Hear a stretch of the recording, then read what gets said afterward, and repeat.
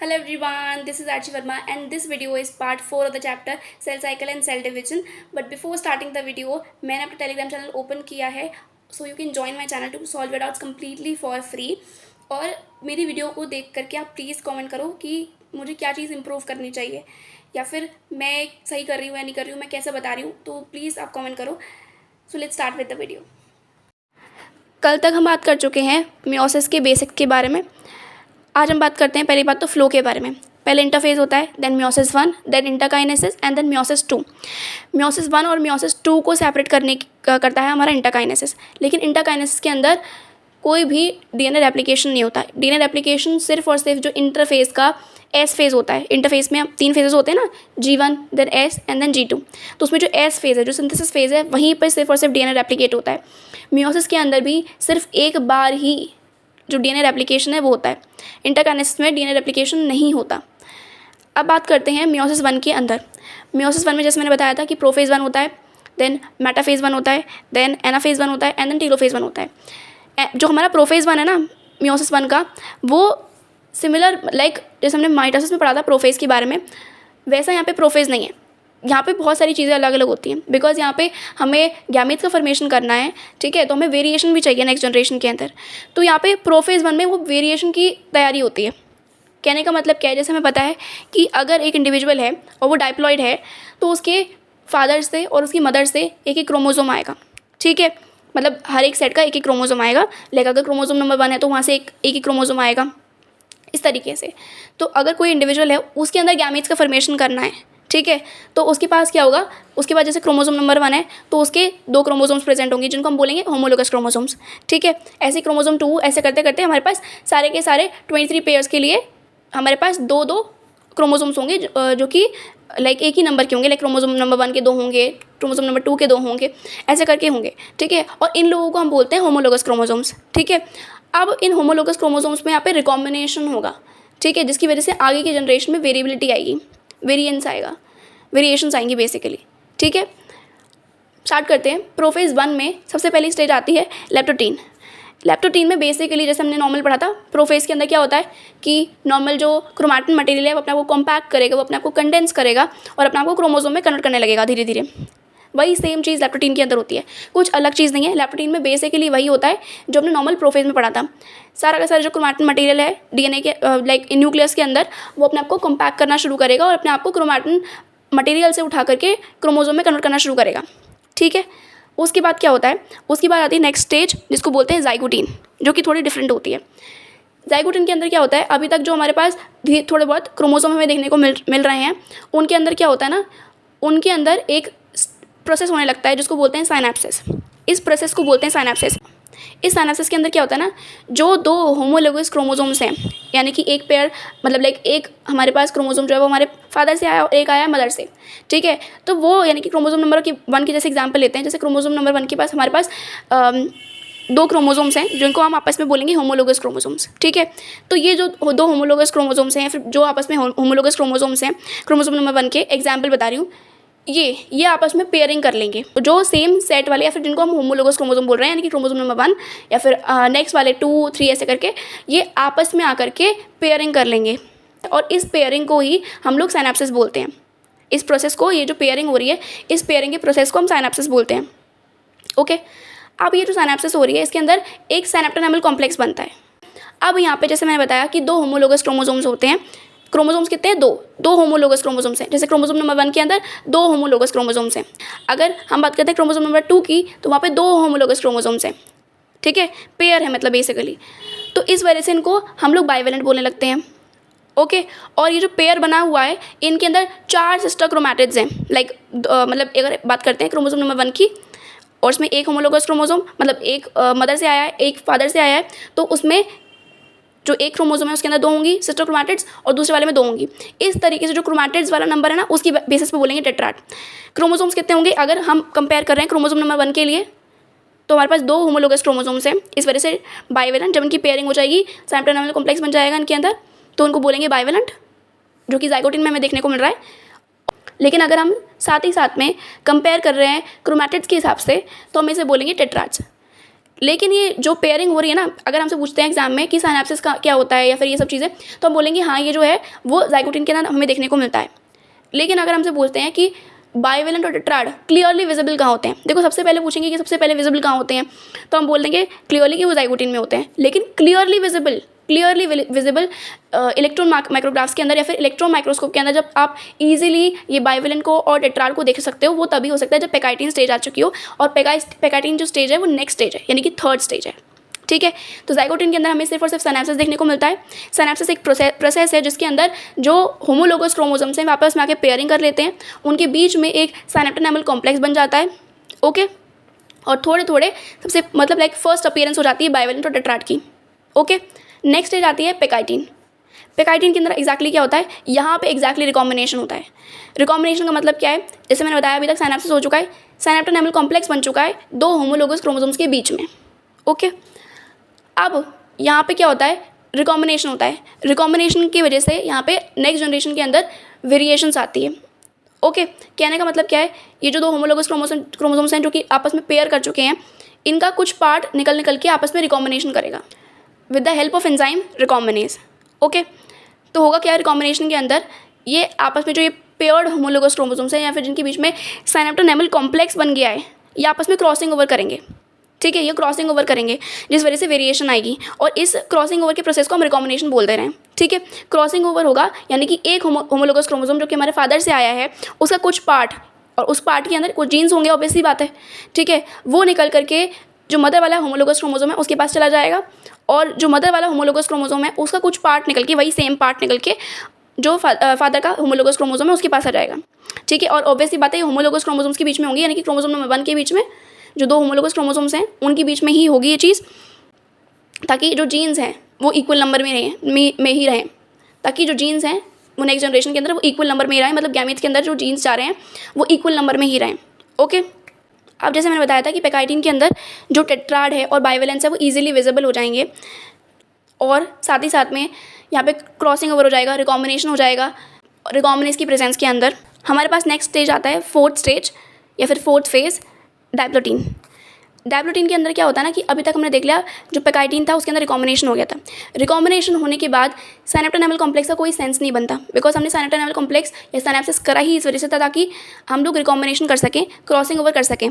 Crossing over हो गया, अब कोई सेंस नहीं बनता ये सिनेप्टोनेमल कॉम्प्लेक्स का, तो सिंपल सा डायप्लोटीन स्टेज के अंदर जो कि फोर्थ स्टेज है प्रोफेज 1 का, उसके अंदर सिनेप्टोनेमल कॉम्प्लेक्स डिसॉल्व हो जाता है।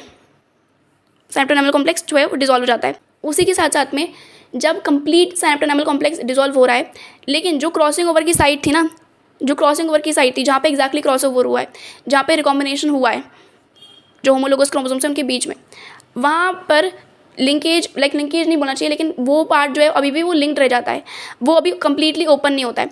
सारा का सारा जो सिनेप्टोनेमल कॉम्प्लेक्स था वो कम्प्लीटली ओपन हो चुका है, लेकिन जहाँ पे एग्जैक्टली क्रॉसिंग ओवर हुआ है वो पार्ट अभी कम्प्लीटली ओपन नहीं हुआ है, और वहाँ पे एक एक्स शेप स्ट्रक्चर बच जाता है, यानी कि दोनों होमोलोगस क्रोमोसोम्स हैं वो कम्प्लीटली अब एक दूसरे से फ्री हैं।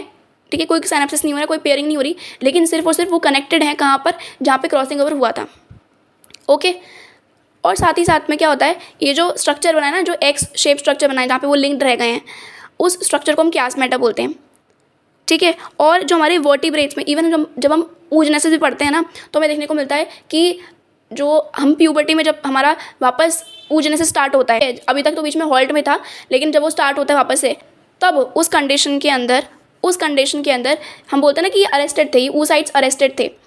प्रोफेज 1 के अंदर ये जो oocytes थे वो अरेस्टेड थे, वो यहीं यानी कि ये जो डायप्लोटीन स्टेज है इसी के अंदर अरेस्टेड थे, उनके अंदर कियास्मेटा बना हुआ था और इस तरीके से वो अरेस्टेड थे। जो वर्टिब्रेट्स के अंदर जो oogenesis होता है, जब हम बात करते हैं ना कि जो फीमेल्स हैं उनकी प्यूबर्टी के बाद ही जो वापस oogenesis होता है वो हॉल्ट के बाद स्टार्ट होता है, तो तब उस कंडीशन के अंदर जो वर्टिब्रेट्स के यानी कि oocytes कंडीशन में पड़े थे, तब उस कंडीशन में जो oocytes पड़े हुए थे वो डायप्लोटीन स्टेज के अंदर ही थे, वो तब ये डायप्लोटीन स्टेज के अंदर ही अरेस्टेड थे। ओके, नेक्स्ट आता है और लास्ट फेज आता है डायकाइनेसिस। डायकाइनेसिस लास्ट फेज होता है प्रोफेज 1 का। इसके अंदर जो ये कियास्मेटा है या जो एक्स शेप स्ट्रक्चर बचा है, ये भी लाइक अपने आप को लाइक रिलीज़ कर देता है। दोनों के दोनों जो होमोलोगस क्रोमोसोम्स हैं उनके बीच में अब लाइक कंप्लीटली रिकॉम्बिनेशन हो चुका है, तो वो एक दूसरे को रिलीज़ कर देते हैं, क्लासमेट भी नहीं रहता है और वो कंप्लीटली अलग अलग हो जाते हैं। ठीक है, इस तरीके से चीज़ें होती हैं। और साथ ही साथ में जो लाइक जैसे हमने वहाँ पे पढ़ा था ना प्रोफेज के अंदर की, प्रोफेज में ऐसा होता है कि न्यूक्लियर मेम्ब्रेन कंप्लीटली डिसअपियर हो जाती है, और साथ ही साथ में जो सेंट्रियोल्स थी वो धीरे धीरे करते करते सेंट्रोसोम बना करके ऑपोजिट पोल्स की तरफ जाने लगती हैं। इस तरीके से चीज़ें जो हैं वो हमें डायाकाइनेसिस में ईजिली देखने को मिल जाती हैं, बिकॉज वो लास्ट फेज और प्रोफेज कंप्लीट हो चुका है। मतलब जो आप वहाँ पे देख रहे थे ना माइटोसिस के अंदर, वो आपको सारी की सारी चीज़ें यहाँ पे सेम देखने को मिलेंगी, बट यहाँ पे कुछ एडिशनल चीज़ें और थी, जैसे जिसका नाम था रिकॉम्बिनेशन।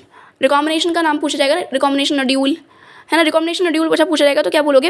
एक चीज़ बताना मैं भूल गई थी रिकॉम्बिनेशन नड्यूल के बारे में, कि जो जहाँ पर एग्जैक्टली क्रॉसिंग ओवर हो रहा है, जहाँ पे एग्जैक्टली रिकॉम्बिनेशन हो रहा है, उस साइड को आप बोलोगे रिकॉम्बिनेशन नड्यूल पेकाइटिन के अंदर। अगर पूछेंगे कि रिकॉम्बिनेशन नड्यूल कहाँ बन रहा है, बिकॉज रिकॉम्बिनेशन तब हो रहा है जहाँ पे रिकॉम्बिनेशन होता है उसको बोलते हैं रिकॉम्बिनेशन नड्यूल, या फिर उस पर्टिकुलर साइड को बोलते हैं रिकॉम्बिनेशन नड्यूल। और रिकॉम्बिनेशन में एक्जैक्टली क्या होता है? क्रॉसिंग ओवर होता है दो पर्टिकुलर क्रोमोसोम्स के, मतलब दो होमोलोगस क्रोमोसोम्स के बीच में। ओके, और क्लासमेटा डिसॉल्व हो जाता है डायप्रोटीन के अंदर, अरेस्टेड रहता है जो हमारा ऊ साइट या वर्टिब्रेट्स के जो लाइक ऊ साइट्स होते हैं वो अरेस्टेड भी डायप्रोटीन स्टेज के अंदर ही रहते हैं।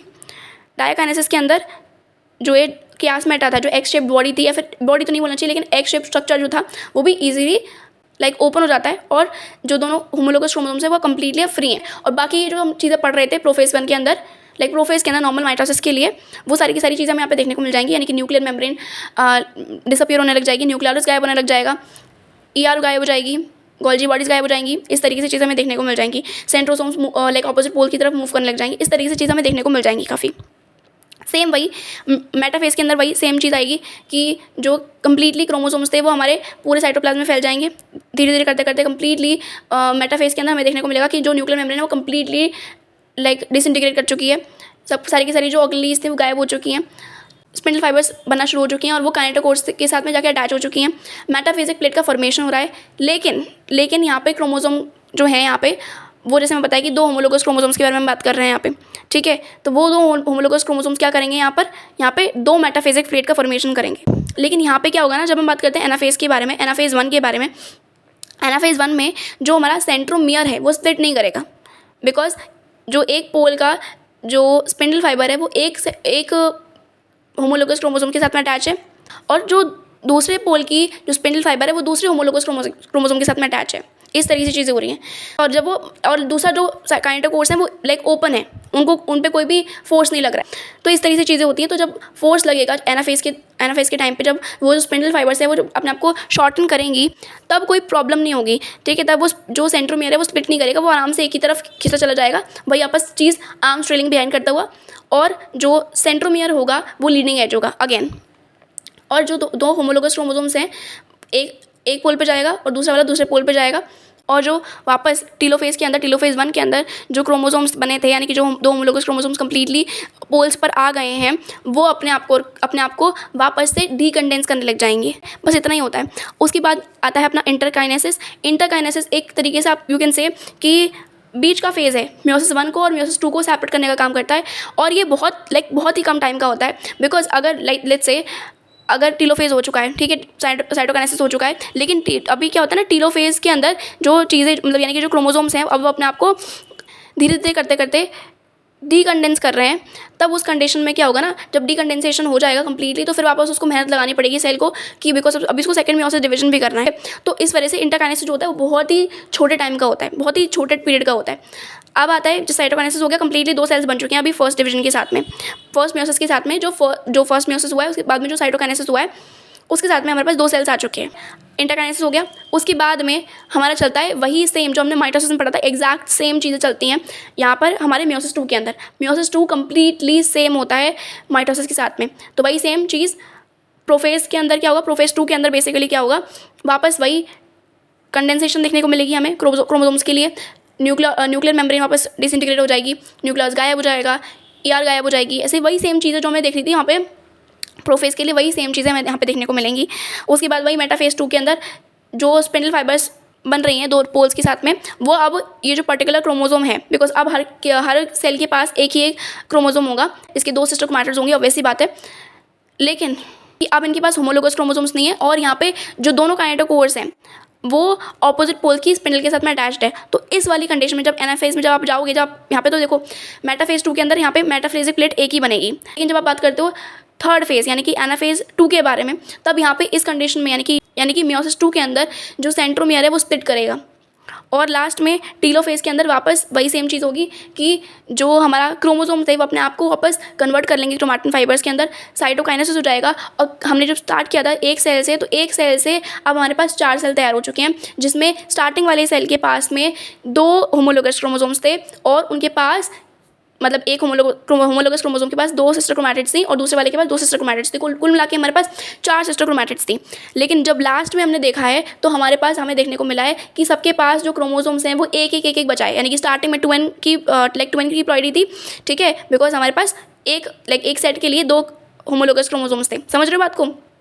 एक सेट के लिए 2 होमोलोगस क्रोमोसोम्स थे, तो 2n थी स्टार्टिंग में। बाद में जो लास्ट में हमारा मियोसिस 2 के बाद में जो सेल्स बन रहे हैं उन सबके पास एक क्रोमोसोम है, n प्लॉइडी बची सबके पास। इवन जब आप बात करते हो मियोसिस 2 के बाद में भी, मियोसिस 1 के बाद में भी, तब भी आपको देखने को मिलता है कि जो 2 सेल्स बन रहे हैं जो 2 सेल्स बने हैं हमारे पास, उन दोनों सेल्स के पास में भी एक होमोलोगस क्रोमोसोम ही है, ठीक है।